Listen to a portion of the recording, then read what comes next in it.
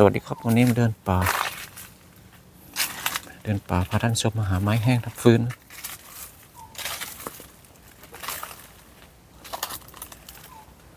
หาไม้แห้งในป่าธรรมชาติตรงนี้มีแมงมุมตัวใหญ่แมงมุมในป่าธรรมชาติตัวใหญ่มากแมงมุมตัวใหญ่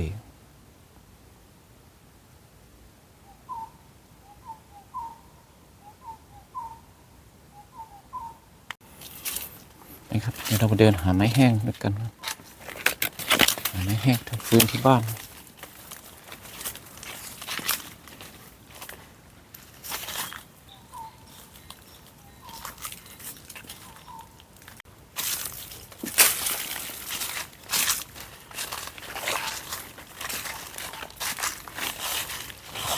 ตรงนี้มีท่อนไม้แห้ง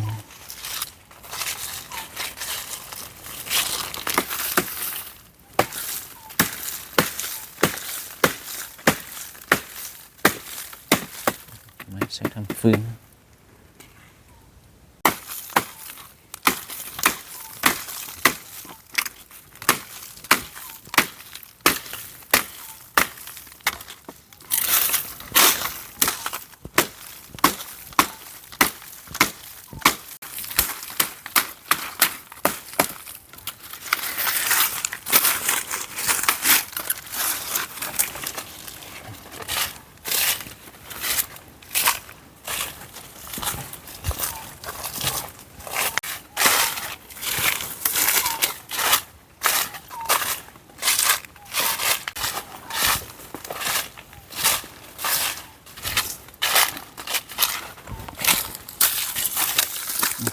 เจอไม้แห้ง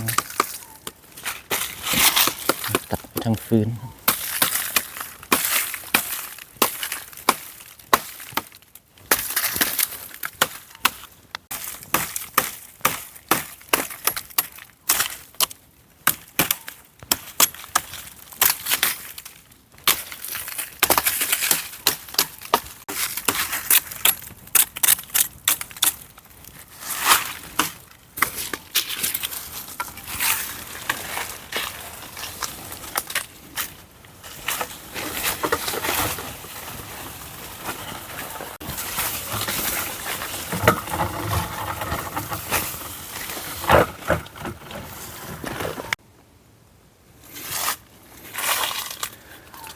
นะครับเดินหาไม้กันต่อ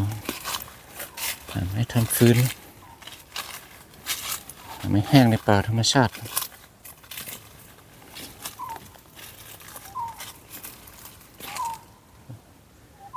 มีเสียงนกร้อง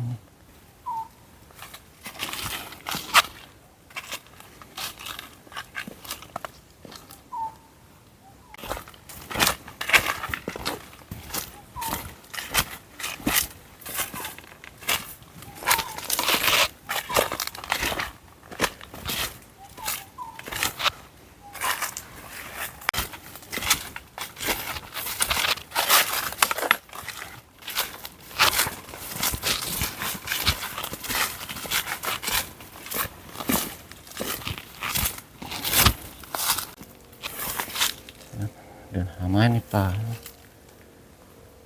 มันจะชมบรรยากาศในป่าไปด้วย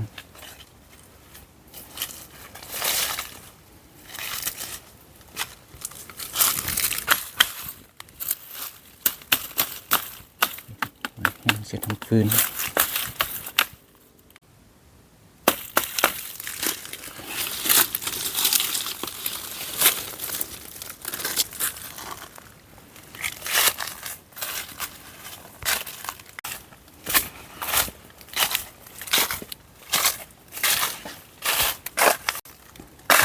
เดินหาไม้ให้ต่อเดินหาไม้แห้งทำฟืน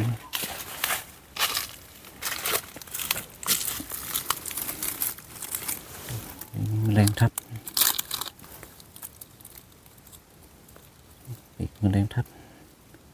นี่ตายมานานแล้วแมลงทับสีสวยมันแมลงทับป่า แห้งตายมานาน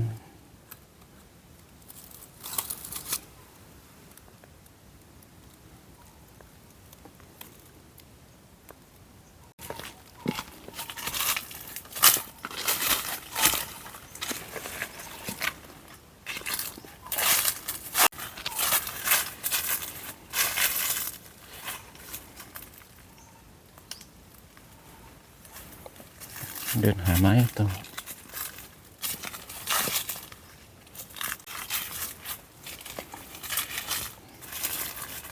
ใบไม้เปลี่ยนสีใบไม้ร่วงใบไม้สีเหลืองเขาดูแลงใบไม้จะร่วง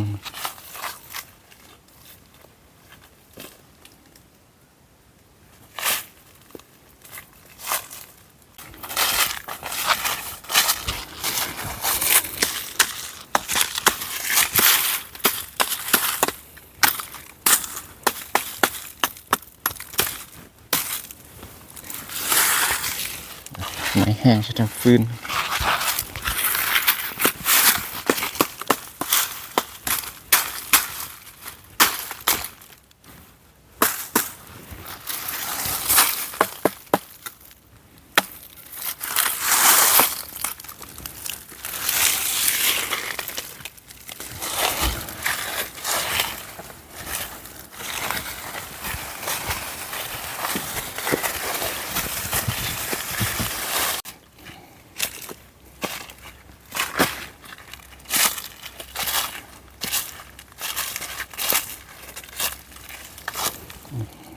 ไม้แห้งจะทำฟืนได้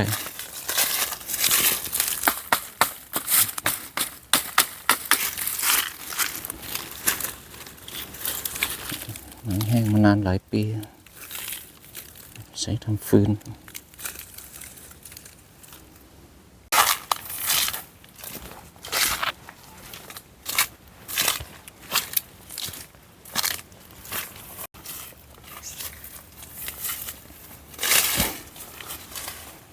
เดินหาไม้กันต่อ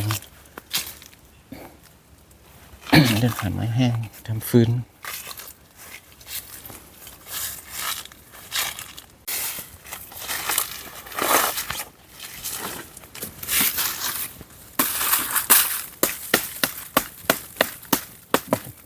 ใช้ทำฟืน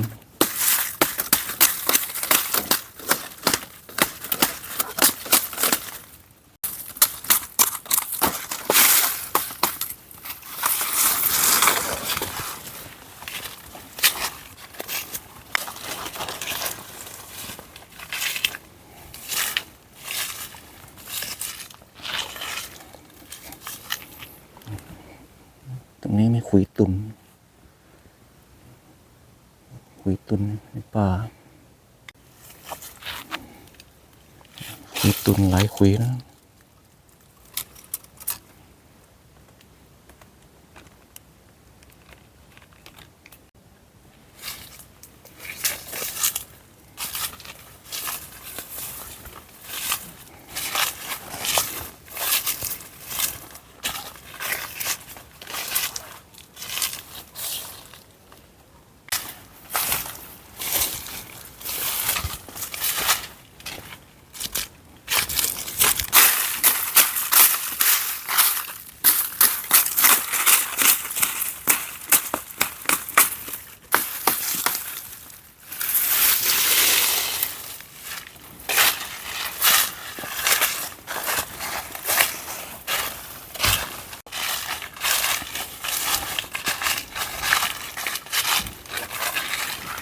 เดินหาไม้แห้งต่อหาไม้แห้งในป่า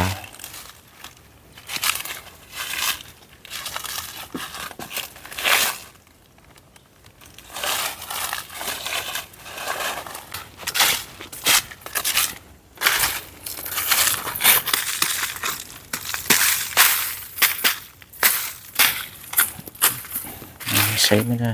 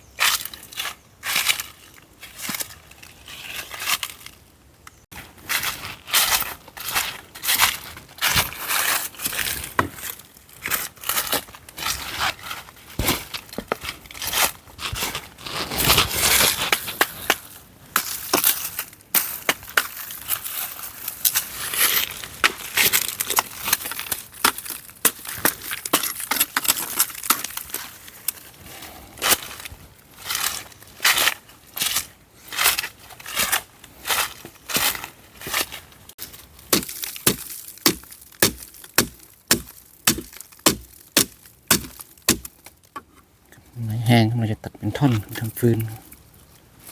ตัดเป็นท่อนความยาวพอดีครับ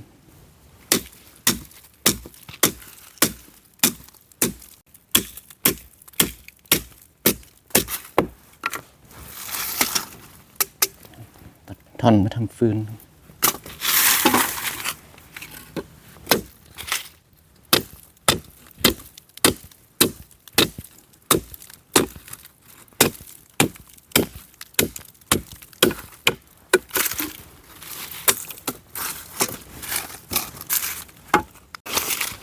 วันนี้ก็ได้ไม้แห้ง